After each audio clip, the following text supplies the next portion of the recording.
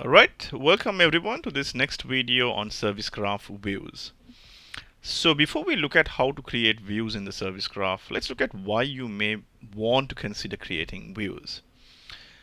So when you navigate to the Service Graph, by default you enter what's called the default view, which is a global view of all the namespaces in your cluster and the communication between those namespaces. Now let's say I'm interested in looking at just one namespace and the network flow in and out of that namespace instead of looking at all the namespaces in the service graph. So for this example, let's select the monitoring namespace. Okay.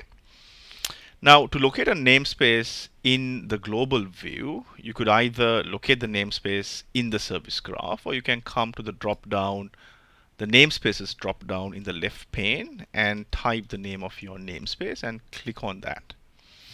Now once I've located this namespace in the service graph, I can right click on this namespace and say hide unrelated namespaces to eliminate all the other namespaces and look at just the monitoring namespace and the other namespaces it's communicating with. So in this case, we have the monitoring namespace communicating with Cube System, Yahoo Bank, and the Book Info namespaces, as well as the Hipster Shop namespace. Okay. Now once you have this view, you can save this view. Now to save a view, you can say add view, and I'm going to call this the monitoring global view. And once I've saved that view, it is now available in the main menu. So next time when you want to look at the behavior of the monitoring namespace, you can directly navigate to the monitoring global view, which provides a much simpler version of that service graph focused around that namespace. Okay, so this is the first example. There's another example for service graph views, and that is a view inside a namespace. Now this view is abstracted in that it's a view at the namespace level. So I am able to look at the monitoring namespace and the other namespaces it's communicating with. But there may be instances where you want to go into a namespace and look at the workloads inside the namespace and the other workloads either in the same namespace or the other namespaces it could be communicating with. So let me take a better example for this. Instead of a monitoring namespace where I just have one workload, I'm going to go to the Hipster Shop namespace. And once I've selected the namespace, I could either right click and press expand, or I can double click on the namespace to go into the namespace. Let me just click on expand.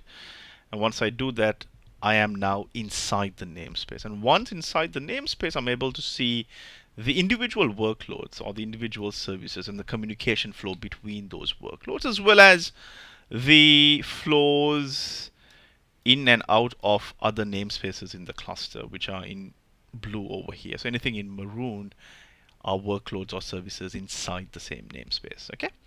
So once you're in this view, you could save this view as well. So let me say add view, and I'm going to call this Hipster Shop namespace. And I'm going to save this view. And once I've done that, this view is also now available to me in the main menu. So next time, if I want to go directly into the Hipster Shop namespace, instead of coming into the global view and then navigating to the Hipster Shop namespace, I can now directly click on the Hipster Shop namespace view. Okay.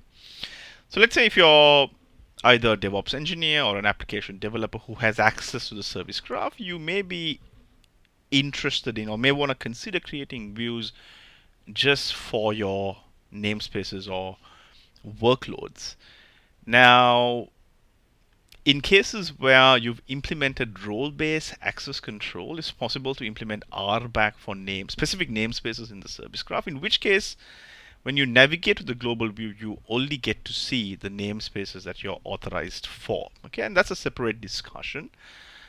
In this video, we looked at, provided that you have global access to the service graph, we looked at how you can create views for the namespaces or workloads that you may want to focus in on as you navigate the service graph. Okay.